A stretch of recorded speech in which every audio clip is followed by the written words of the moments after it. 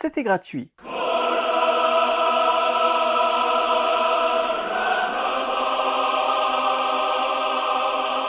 Salut à toi lecteur de l'extrême, et si tu n'es pas au courant, à une époque, je parlais de comics.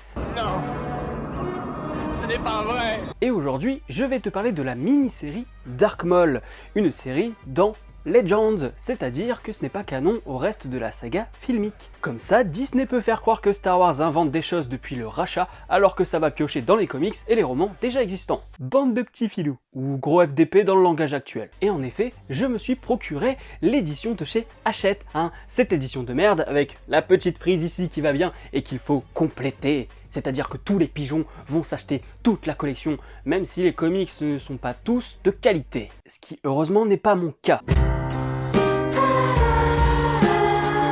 Au scénario, on a Ron Mars, qui a travaillé sur Green Lantern, Fear Itself, Vendredi 13, Badland, Cosmic Powers, DC vs Marvel ainsi que Batman Alien. Crossover qu'il faut à tout prix que je m'achète pour vous en parler en vidéo. Mais en attendant, du même auteur, je peux toujours vous parler de ce Green Lantern vs Alien, parce qu'il est très cool. Donc n'hésite pas à me dire en commentaire si tu veux que je te parle de ce comics un jour. Oui, mon maître. Pour en revenir à la mini-série Dark Maul, ça se passe quelques temps avant l'épisode 1.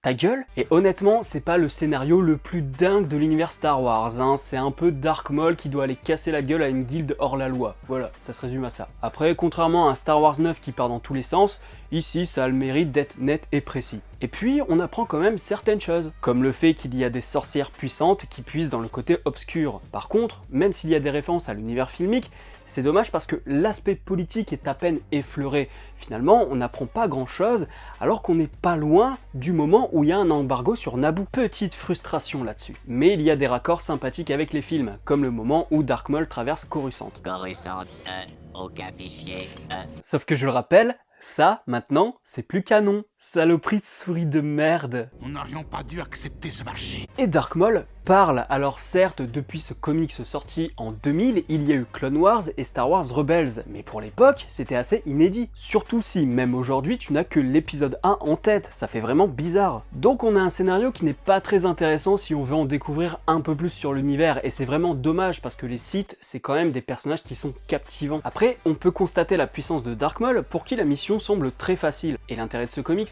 c'est que le scénario est magnifié par les dessins de Jan Duursema, qui a travaillé sur Warlord, Wolverine, Spider-Man Unlimited et des comics Star Wars à partir de 2000, notamment Star Wars Legacy, dont j'ai déjà parlé dans un coin comics. Et elle a aussi fait des comics Star Trek en 1992. La situation s'est passablement compliquée. Les expressions du visage de Maul, rien que ça, c'est de la très bonne cam. On le voit impassible, déterminé, en rage, ce qui pour l'époque de sa sortie est assez ouf, car je le rappelle, on n'avait que l'épisode 1 en référence. On a des détails sur son corps totalement tatoué, et puis les postures du personnage sont vraiment stylées. Mais on peut tout de même reprocher à la dessinatrice de ne pas faire des enchaînements nets et précis entre les cases lors des mouvements. Pour ce qui est de l'ancrage et du dessin, Rick McGuire et Dave McCaig sont très agréables, c'est un réel plaisir de regarder ces planches. Le jeu entre le rouge et le noir donne beaucoup de cachet au dessin, même si en noir et blanc ça doit déjà avoir de la gueule.